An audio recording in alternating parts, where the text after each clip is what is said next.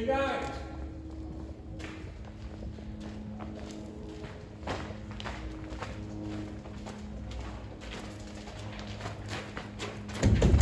Hey guys.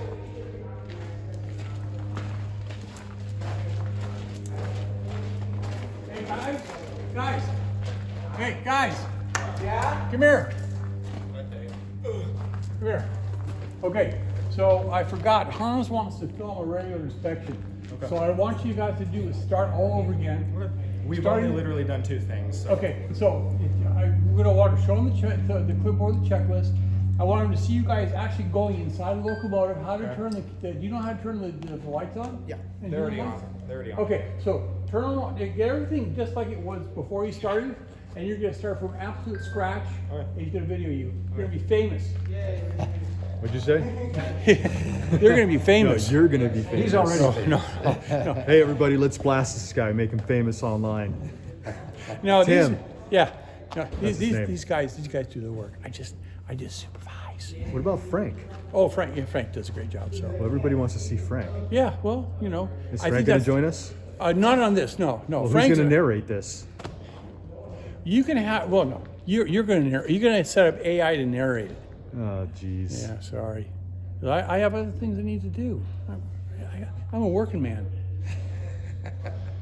That's Mark, one of our new guys. Mark, welcome. Good to meet you guys. Welcome Thank you for aboard. having me. Yeah, we just love how much this crew has grown over the past year or so. So this Yeah, is we great. got a lot of good guys. Yep. Yeah. And we're a lot gonna of need them wisdom. too. We got that RST-12 out there we're restoring, and so we're gonna put them to work on that today too. Oh, okay, so Yeah. we definitely need more volunteers to help out on some of these Oh yeah, restorations. absolutely. Yeah, we get people crawling over the RST-12. It'll be restored in no time, and then we have another one to do right after that. We got So, them yes. lined up. The more the merrier. Perfect. Okay, Okay, guys. let's Okay. get started.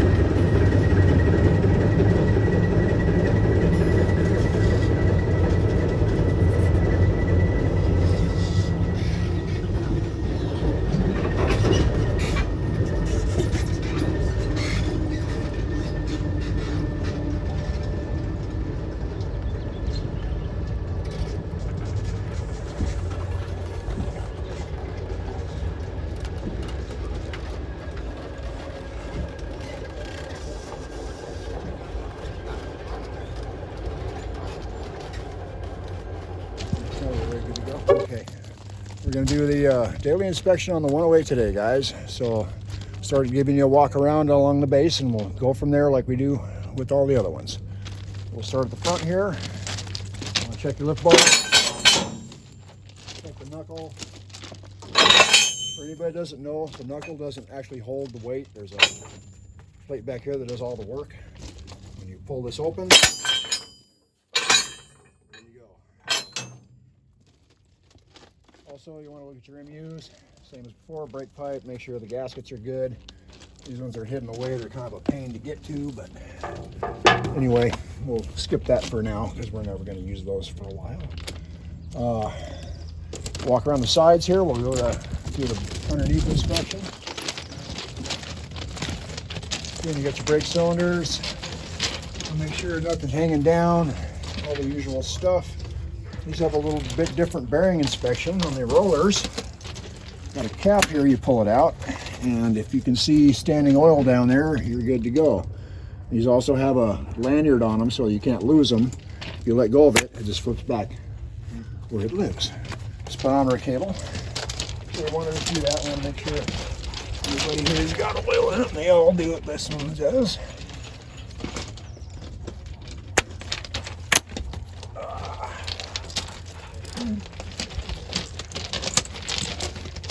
Good there. These use 30 weight motor oil.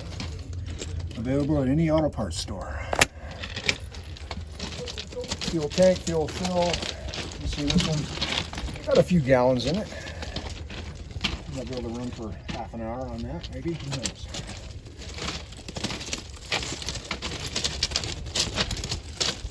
This is our dissipant water separator. This is the thing you're hearing when the water comes out. This keeps the water out of the air system, so we don't have to go manually drain the tanks. This will do every minute or so. You'll hear a pop of air, and there's a filter in here that needs changing every so often. I believe there's a little thing up here where you look at the color of the little dot in there, and that'll tell you when it changes color, it's time to change the filter. These are kind of pain to do. We're the rear trucks. I'm gonna check these guys, make sure they're good. That looks good to me. I'll just walk around and finish all the other ones real quick. Good there. Very good there. We need 6 more. Then have a look at the back. You can see these MUs don't have the little file holders on them or whatever. They're tucked away. Everybody's good. These glad hands, you'll notice they are different styles, different types for different jobs. They're pointing different directions.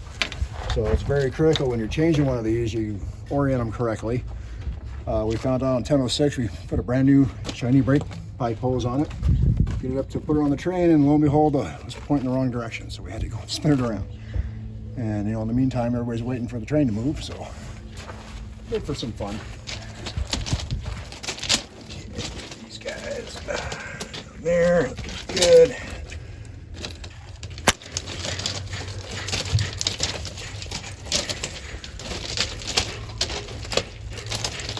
There.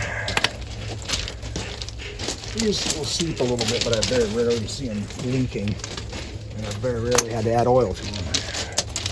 This thing right here, this is extremely nasty. This is your bilge drain, as it were. When the water gets in or anything in the bilge inside the locomotive, it'll collect in this tank.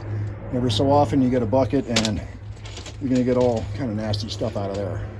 So this is one more thing to think about on when you're doing a comprehensive type of thing. That's one of the things to check. The air tanks on each side.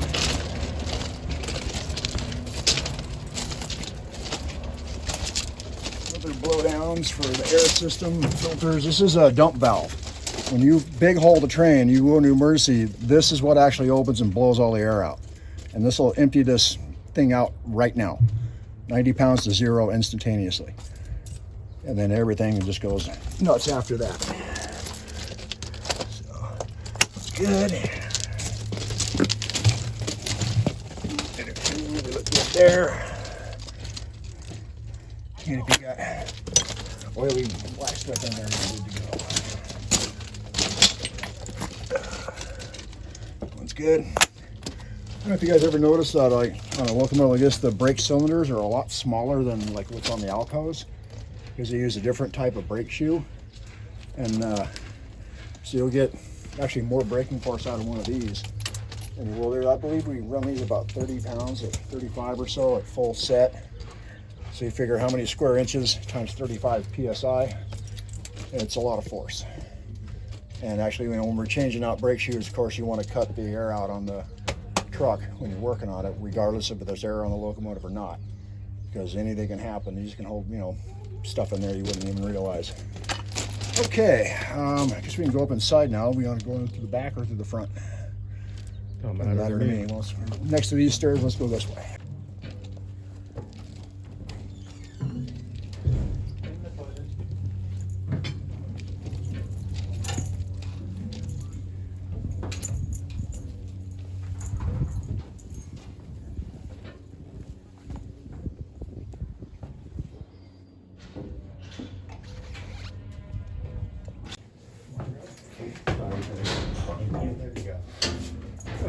Thank you. Good camera.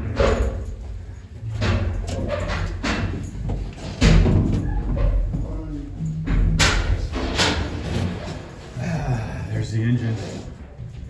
20 cylinders.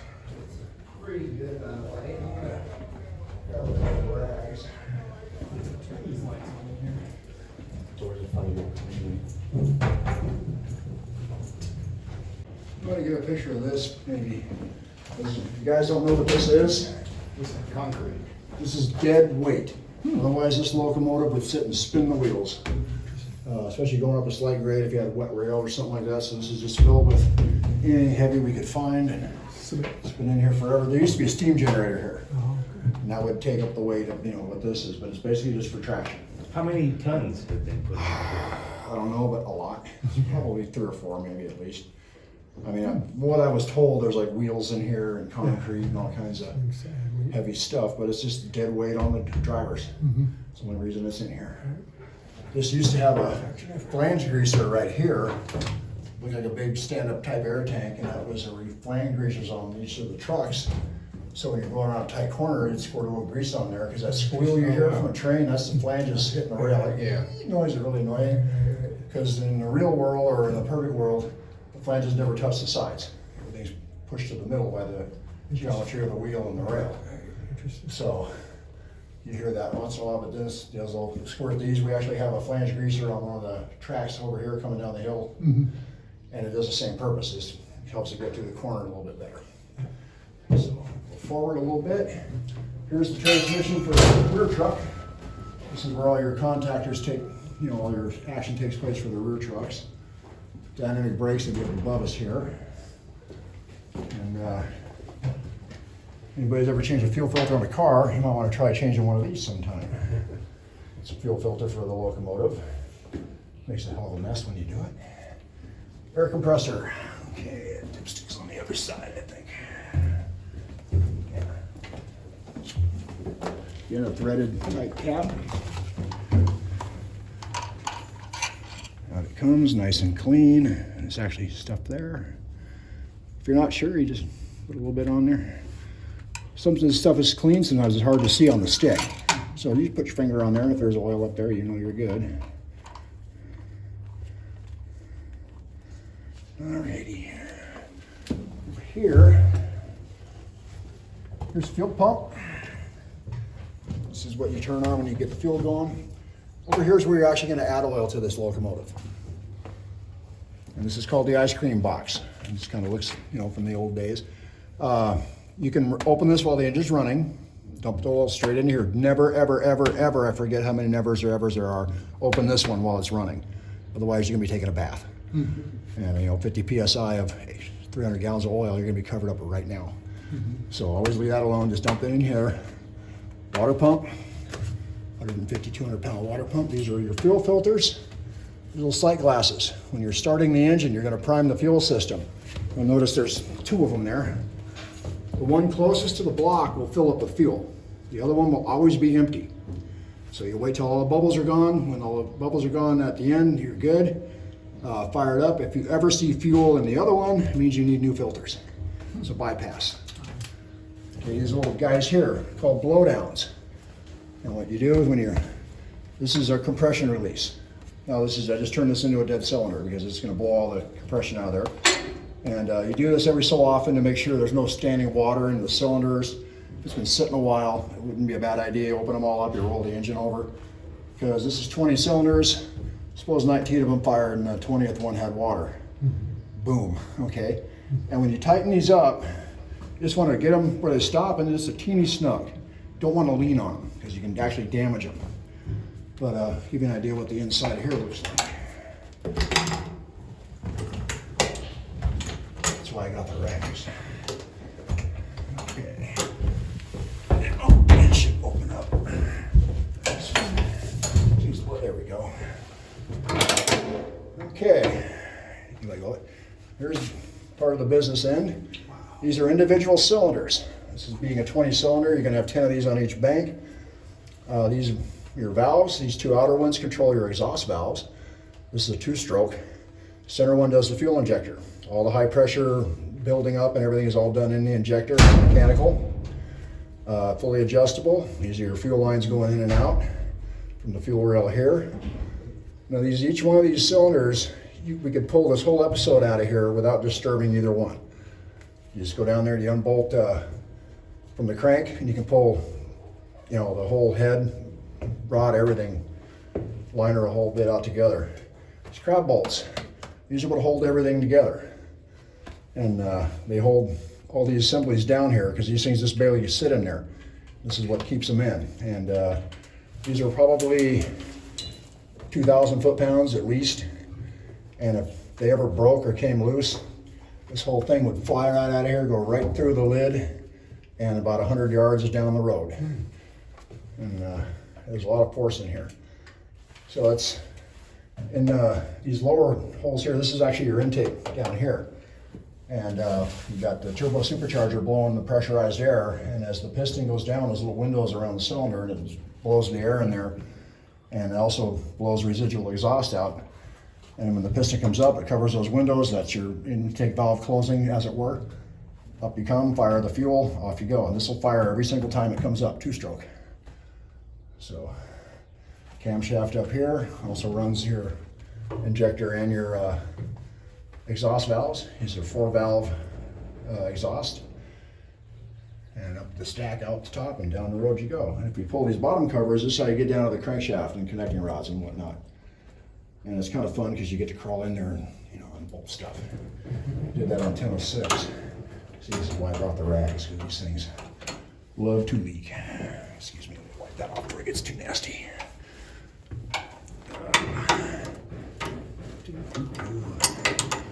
Anyway, so that's basically the upper end of an EMD. They all look the same from the beginning ones to what you got now. They're all the basic same design. A lot of internal differences, obviously. This is what they had in 1967. Frank, this is the diesel fuel line coming in? Yes, these are the one's a fuel in and one's a return. Oh, okay. And this little guy down here is the rack. And when you move the rack, you can actually watch these guys move in and out. The more in you go, the more fuel you're getting. Because the way you accelerate this thing is that you just put more fuel in the hole. There's no butterfly valve like your car has. You can adjust how much airflow. And the burning of the fuel is not due to a spark plug? No, it's when you compress air, it gets really hot, and that's hot enough to light diesel fuel. And the injectors are set up to atomize it, so it's like a superfine spray, mist, and boom, lights off. And what a lot of people don't realize is, like with timing, no matter how fast or slow your engine's turning, it still takes the same amount of time for that fuel air charge to burn. Mm-hmm. So they advanced that, so you're actually lighting it off while the piston's still coming up. Mm-hmm. And by the time it gets to the top, everything's ready to go because it's hit its sweet spot, so to speak. That's why you see cars with their distributors, you know, so many degrees before top dead center. Mm-hmm. So it's actually firing up before you even get there. Okay, down here, this guy here is our turbo pump with the filter over here. This is a dedicated pump for just the turbocharger. It uses engine oil. We had an issue with this one a while back where we were not getting oil pressure. Come to find out, there was a rag stuck on the pickup inside the oil pan. I think John Salvini found that. He was fishing around down there, and you know, you ought to try poking your hand down there with 300 gallons of oil. It's funny because you can dump a 55-gallon drum of oil straight directly in this hole, and you won't even see it move on the dipstick. It holds so much oil. This one has a dipstick on either side, I believe. Yeah, there's one right here. There's your engine oil. And as you see, it has a nice diesel color.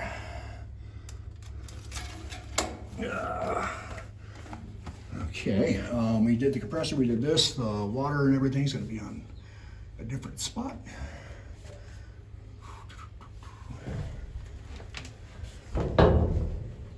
Here's your exhaust manifold.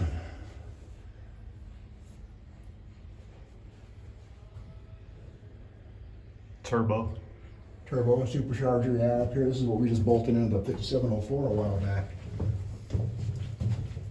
Turbo supercharger. I'd like to see a street car that could actually turn this thing. One of your big Hemis or whatever you got. It'd be fun just trying to turn this thing over on its own. And it's a turbo supercharger combo, so at lower speeds you use the supercharger, and higher speeds the exhaust pressure takes over and the turbo disengages, and you run on straight turbocharger as opposed to supercharger power. These probably run 5-6 psi in the airbox, which is plenty enough when you consider how much space is in there actually. I take those covers off, but they're bolted on super tight. I don't want to disturb them. Edit later. Okay, here's our water level check. Of course, we want to make sure we got water in the glass. And we've got lines on it for when it's running. It'll probably drop down, you know, a good distance. And you have a running level and a stop level. And generally, if you got water in the glass, you're good to go. Here's our start station. Is it water or radiator fluid? Yeah, there's potato, yes, it's water, but we put a treatment in it. Okay. And that gives it the pinkish color, and it's also a rust inhibitor. Because you look inside, this one, I don't know how bad it is, I haven't seen the inside in a while, but 3100 was basically liquid rust. And you put that stuff in there, and it's, if you get in a car or anything like that, once it's in there, you'll never get rid of it. You have to literally hot tank everything that coolant touches to get rid of the rust. But a couple things to check here. Our governor oil is right over here. And we make sure that's up to snuff. And those are basically the three fluids you check on this one: the compressor, the water, and the oil. There's not a lot to go. Here's our load regulator, a newer style, obviously. This one here has an aftermarket prelude pump. So when we're gonna run this, especially if it's not been run for a while, we'll turn that on. It'll literally pump oil through the engine, get everything all nice and lubed up. Before you start. And when it's time to start it, the green light will come on, tell you you're good to go. And then you'll hit your fuel prime. Bean, you know, watch your filter over there fill up, and once your bubbles are gone, you'll hit start. Teeny bit of lay shaft. Do not go all the way in. Just give it enough to get it off stop, and hold it there, and it will catch eventually. And let's see, yeah, that's about it for that. And down here, oil pumps, scavenging pumps, another water pump over here. These are built to take it. You know, these are bulletproof. These guys here are shutdowns for, I believe, low oil and low water, I think. And the little buttons will pop out. The bottom one's oil, I think. Yeah, one's coolant and one's oil.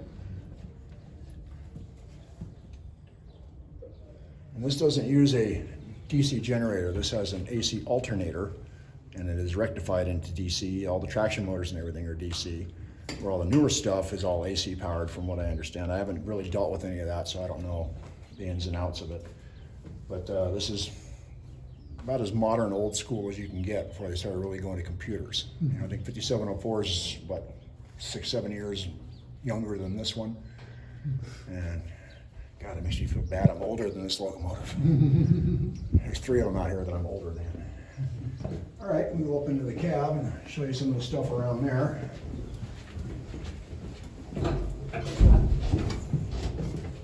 Here's the air room on this one, Oz. You've been claustrophobic in there. It's nice and big. It's not. It's like a phone booth. All right, up in the cab here. As far as, you know, daily inspection goes, there's really nothing to check, but if you guys ever been in the cab of one of these things, you can have an idea of what we got going on here. So the control stand. Gloves off. These are your brake handles. Got 2 brakes. This is called the automatic. This controls the train and the locomotive. So down here is called the independent. It controls just the locomotive or your MU'd locomotives, independent of the train.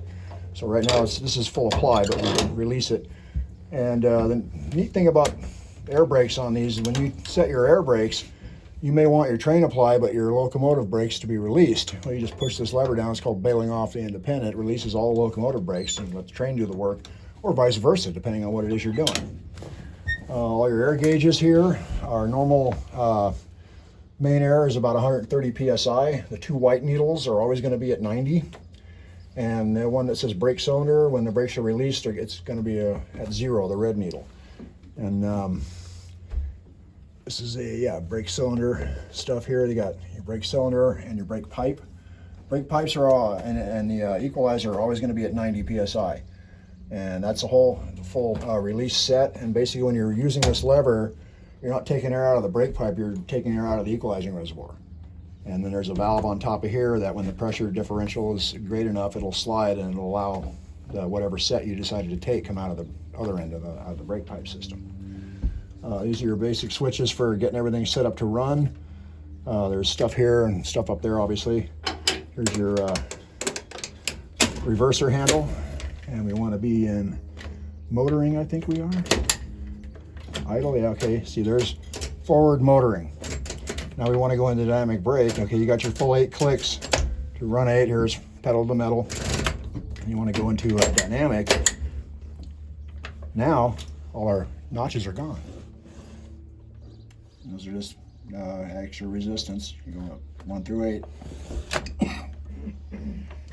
And then we go back to, that's like off, so to speak, and then there's motoring. It clicks your back, there's your throttle. Speedometer here, our vintage radio. Tell a family secret, this is just a receiver box. The real radio is in one of the cabinets, but it gives it that period touch, which is what we like, because we try to, when we restore one of these things, we want to try to bring it back as close as we can to the day it rolled out of the factory. And sometimes it's not always possible, but you know, the rivet counters will beat us up about that, but come on out here, you do it. So anyway, and that's about it for this one. There's just one more thing down here. Here's the room where all the major decisions get made. When they have their board meeting. And yes, that actually works, and it is a functioning toilet. Uses a redwood chip kind of setup. It's an enclosed system where in days of old they just dump it on the ground. So, but you can imagine being sitting down there at 90 miles an hour with the front door open, you know, doing your thing, reading your National Geographic or whatever it is. So, that's pretty much concludes the daily check on this locomotive, plus a few of the little features it has. Thank you, Frank.